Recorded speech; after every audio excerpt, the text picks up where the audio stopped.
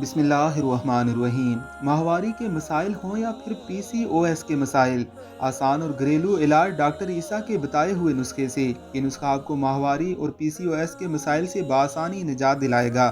بس یہ نسخہ روزانہ استعمال کریں اور پائیں اپنے اندرونی مسائل کا آسان حل۔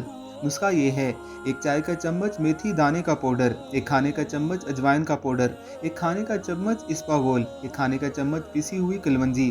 ان تمام اجزاء کو مکس کریں۔